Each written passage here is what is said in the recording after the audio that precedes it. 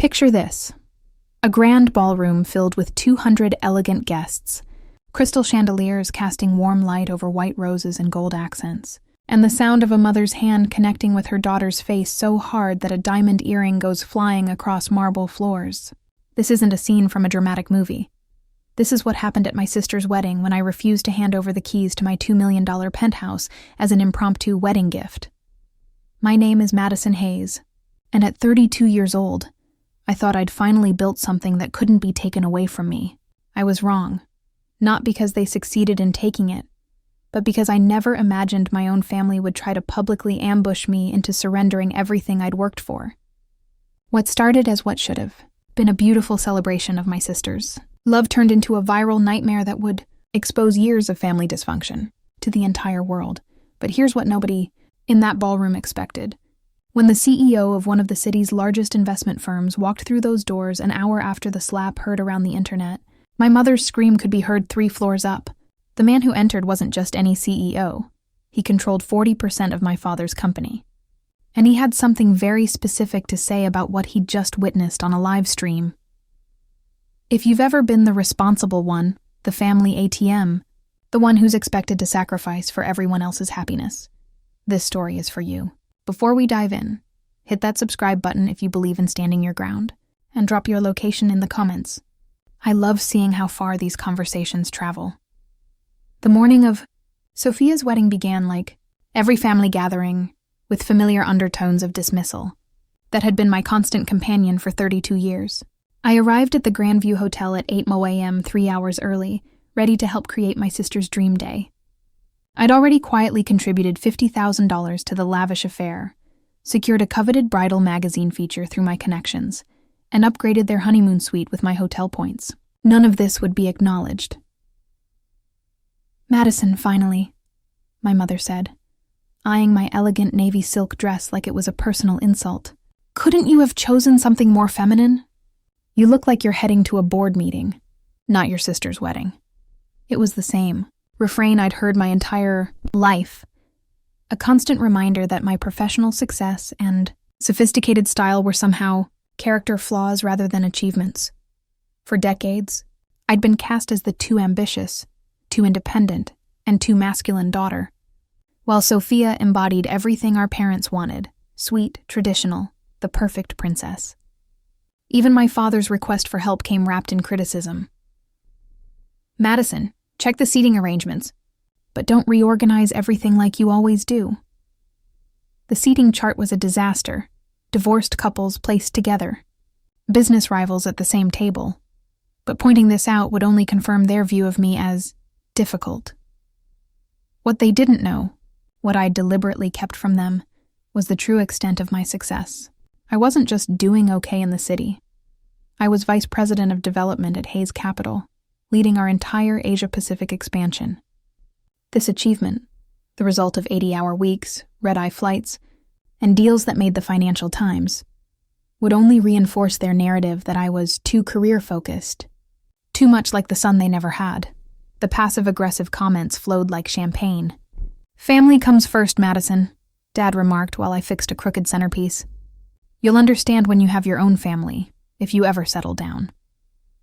At 32, my unmarried status was apparently a greater failure than any professional triumph.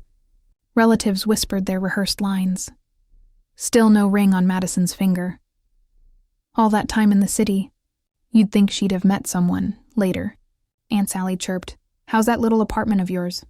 Must be cozy." When I quietly corrected, "It's a penthouse, actually." The laughter was both derisive and telling. "A penthouse? Oh, Madison, you and your big city dreams," she said, wiping tears from her eyes. Sophia glided over in her wedding dress, adding, "She likes to exaggerate. Last year she said she was buying a Tesla too." I had bought a Tesla. It was parked outside, but I simply smiled. Standing by the window, looking toward the skyline where my building's glass caught the morning sun, I reflected on what that penthouse truly represented. It wasn't just 4,500 square feet on the 45th floor, with floor-to-ceiling windows and an architectural digest feature. It was proof that the difficult daughter had built something extraordinary entirely on her own terms. Every square foot was paid for with my intelligence, determination, and relentless work ethic. My phone buzzed with a photo from my assistant. Sunrise flooding through my penthouse windows. Captioned, "Your sanctuary awaits, boss." Sanctuary. That's exactly what it was.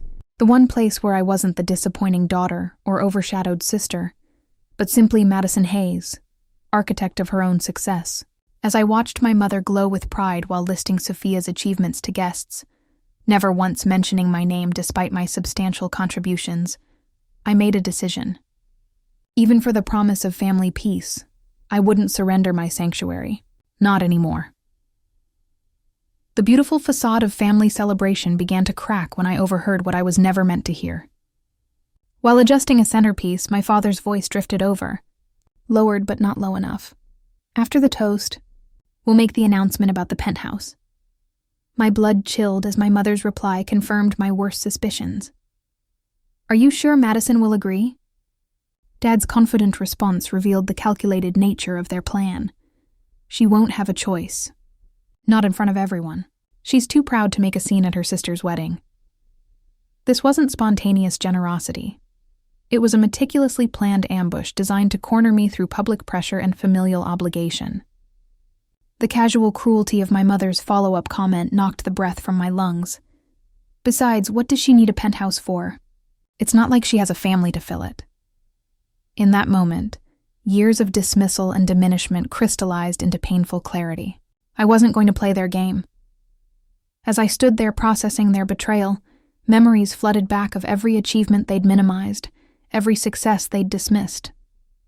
I thought about the decade it took to build my career from entry-level analyst to VP, the countless nights falling asleep at my desk, the promotions I'd earned while they planned Sophia's engagement parties, the respect I commanded in boardrooms across 3 continents. None of that mattered here.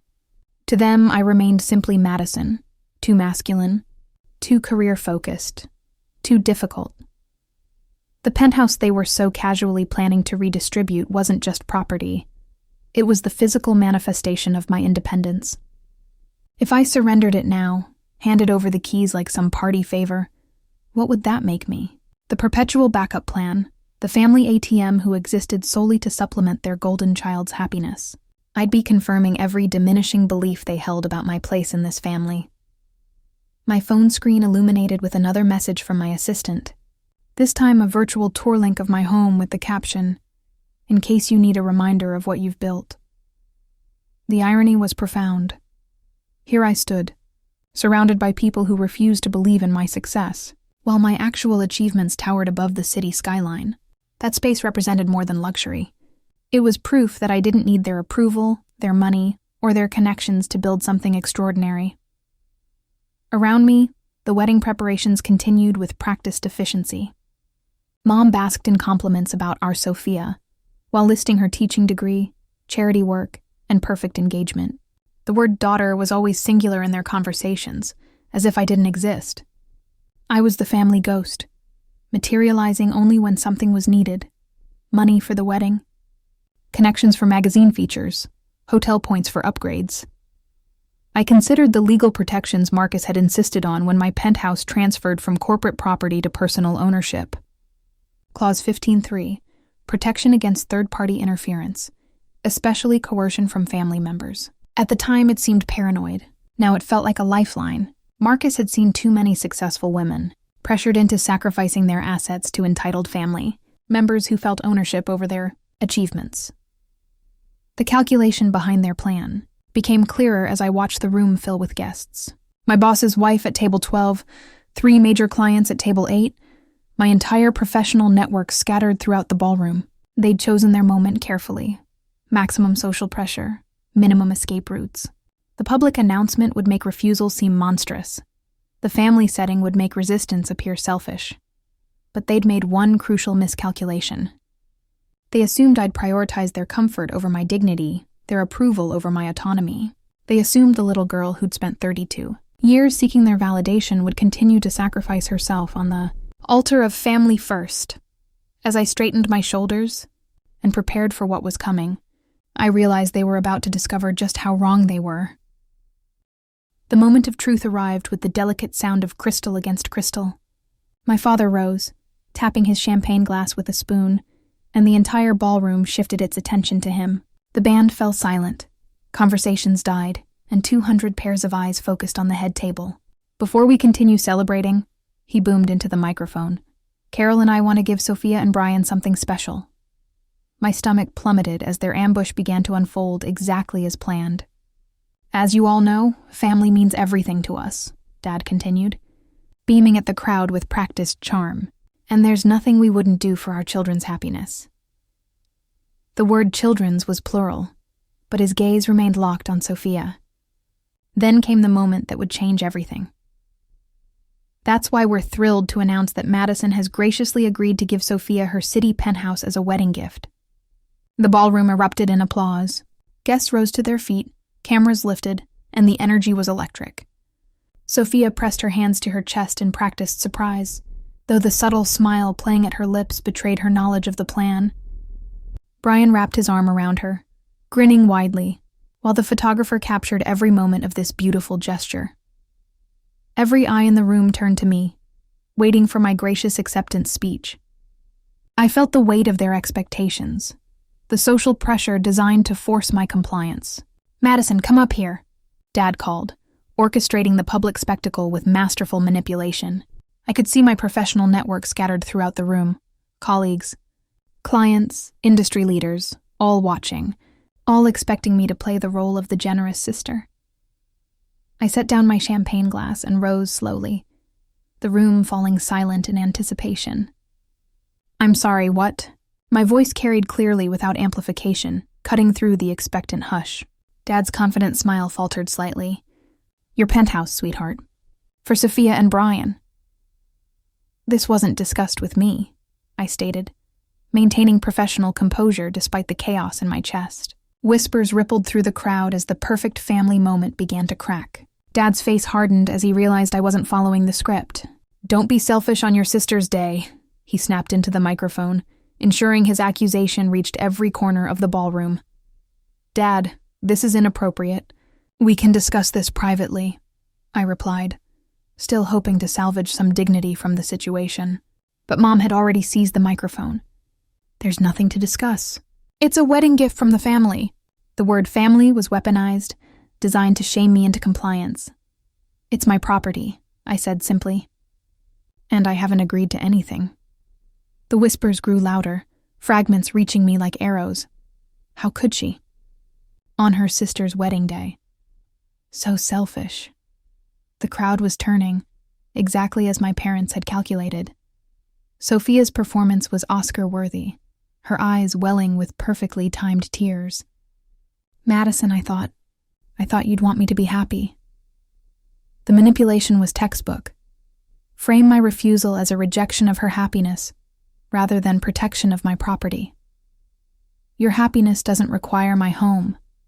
"Sophia," I replied, my voice steady despite the hostile energy building in the room. "It's just a property," Dad boomed. "You can buy another one." His casual dismissal of my life's work was the final straw. "Then you buy her one," I shot back, and the ballroom gasped collectively. The pressure mounted from every direction. Relatives shouted their opinions. "It's family. She needs it more. What do you need all that space for?" Each comment was designed to diminish my right to my own property, to reduce my achievements to something I should freely distribute to more deserving family members. Through it all, I remained composed, drawing on years of high-stakes negotiations and boardroom battles. I'd faced predatory CEOs and hostile takeovers. I wouldn't crumble under family pressure no matter how public or painful. "The penthouse is not available," I repeated, each word clear and final, setting the stage for the confrontation that would change everything. As the hostile energy in the ballroom reached a crescendo, my phone vibrated insistently. A quick glance revealed 3 missed calls from MC and a text that sent electricity through my veins. "Saw the live stream. On standby. Live stream?" My eyes quickly found Brian's younger brother at table 6, his phone propped against a breadbasket, the red live indicator blinking ominously. How many people were witnessing this calculated family assault in real time? Another text from Marcus Chen. My mentor, my boss, and unbeknownst to my father, the man who controlled 40% of his company. Your call. Say the word. We deliberately kept our professional relationship compartmentalized, anticipating exactly this kind of scenario. Wait for my signal, I texted back, slipping the phone away as my mother descended from the head table like an avenging angel. Madison, put the phone away. Mom snapped, her voice amplified by the microphone she still clutched. This is family time. Apparently, it's also public entertainment, I countered, nodding toward the live stream. Brian's brother quickly grabbed his phone, but the damage was done. The video was already out there, spreading across social media platforms. So dramatic. Sophia sighed into her microphone, playing the victim perfectly. All this fuss over a piece of property. I thought my sister loved me enough to help start my marriage off right. The crowd ate it up. Poor Sophia, rejected by her cold, selfish sister. But I noticed my father checking his phone too, his face growing paler with each notification. The live stream had unleashed consequences he hadn't anticipated. Standing there, surrounded by judgment, a memory surfaced from 6 months earlier. Marcus had insisted on an unusual clause in my penthouse purchase agreement. Trust me, he'd said. You want protection against third-party interference, especially coercion from family members. I'd laughed then, thinking my family was difficult but not dangerous. But Marcus, who'd built an empire from nothing, knew better. If anyone tries to force you to transfer ownership under duress, he'd explained, this clause activates. The company retains right of first refusal and can intervene to protect the asset and you. The penthouse had originally been corporate property, transferred to me as part of my executive compensation. Clause 15.3 gave Hayes Capital legal standing to intervene if I was pressured to surrender it. Protection against exactly the manipulation I was currently enduring. My mother was close enough now that I could smell her suffocating floral perfume, close enough to see years of resentment burning in her eyes. We gave you everything, she hissed. You gave Sophia everything, I corrected. I earned what I have. You ungrateful... She caught herself, remembering the audience, then with forced sweetness that fooled no one. Sweetheart, just give your sister the keys. It's such a small thing. No. The word hung between us like a challenge. Mom's face cycled through disbelief, rage, and humiliation as the entire ballroom held its breath. You will do this? She whispered dangerously, the microphone still catching every word. Or so help me. Or what? I asked, genuinely curious what threat she thought would work. The slap came without warning. Her hand connected with my cheek with such force that my head snapped to the side, the crack echoing through the ballroom's acoustics, amplified by the microphone she held. My diamond earring, a gift to myself after closing the Singapore deal, flew off, arcing through the air before hitting the marble floor with a delicate ping. 200 guests gasped in unison, then absolute silence descended. I stood perfectly still, my cheek burning, refusing to show any reaction. The photographer had stopped clicking, the waitstaff frozen. I walked deliberately to where my earring lay, picked it up, and carefully put it back on. The simple act took 30 seconds but felt like an eternity. Excuse me, I said, my voice perfectly steady, then turning to the head table. Congratulations, Sophia. I hope your marriage brings you joy. I picked up my clutch and walked toward the exit with the same measured pace I used leaving boardrooms. Behind me, chaos erupted, but I didn't look back. In the elevator, I called Marcus. Green light. Execute the contingency. 45 minutes later, I sat in my penthouse sanctuary, an ice pack pressed to my still-burning cheek, watching the city lights twinkle below. My phone buzzed with updates from Marcus. Entering the building now. I changed into comfortable clothes. The armor was no longer needed. The real battle was being fought elsewhere now, walking in. Richard just saw me, Marcus texted. I could picture it perfectly. Marcus Chen in his impeccable Armani suit, flanked by 2 lawyers, entering that chaotic ballroom.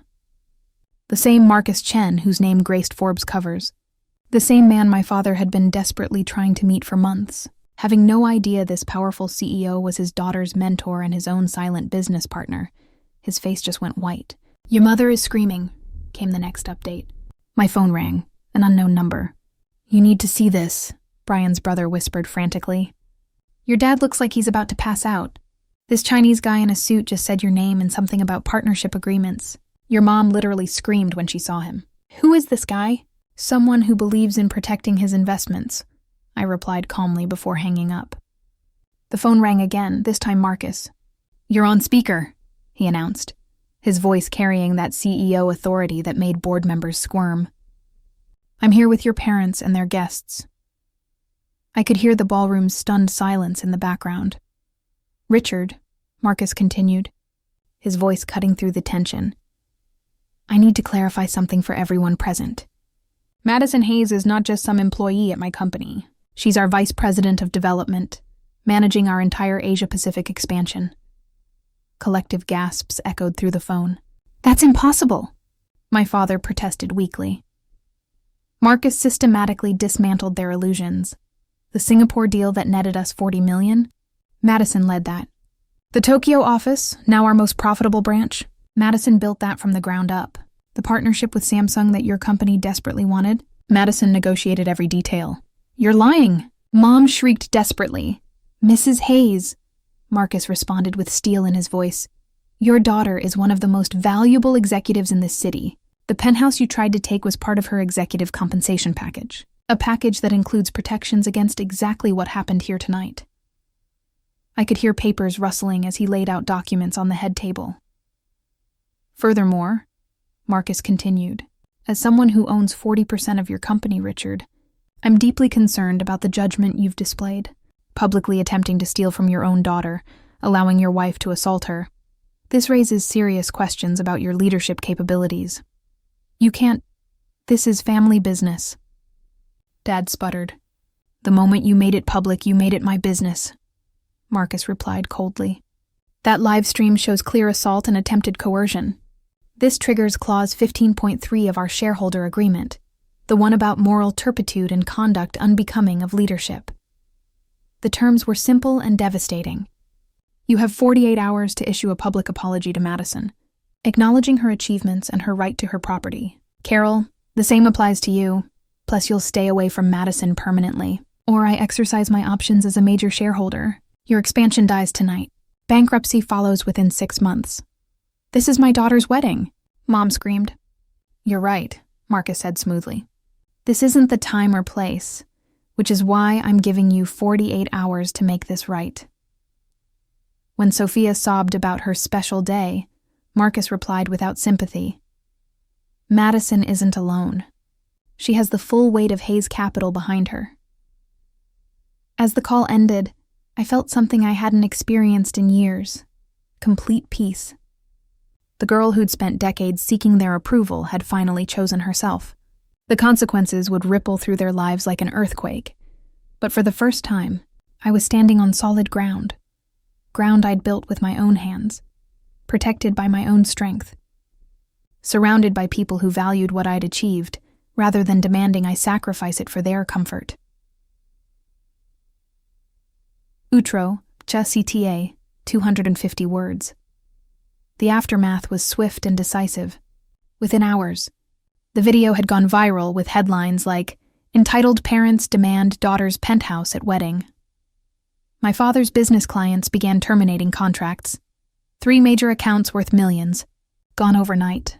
Brian's family put the wedding on hold, demanding counseling before proceeding. Sophia's Bali honeymoon was canceled, her marriage hanging by a thread. Meanwhile, I received a promotion to Senior VP of Global Operations with a 40% raise. Recognition for leadership under extreme duress. I donated the bonus to a women's shelter, converting my pain into purpose.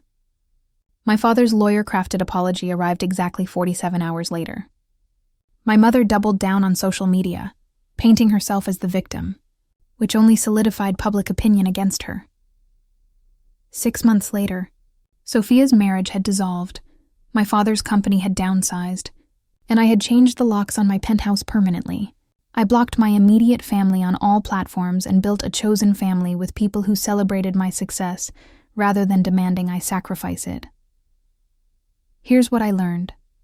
Blood doesn't make you family, respect does. Your success isn't community property. Your peace isn't a down payment on anyone else's happiness. You don't owe anyone your hard-earned achievements just because you share DNA. If you're standing at your own line in the sand, type "boundaries matter" in the comments. Share this with someone who needs permission to choose themselves. Subscribe for more stories about protecting your peace and building chosen families. Are you Team Madison? Or do you think family should always come first? Let me know below. Remember, your peace is non-negotiable.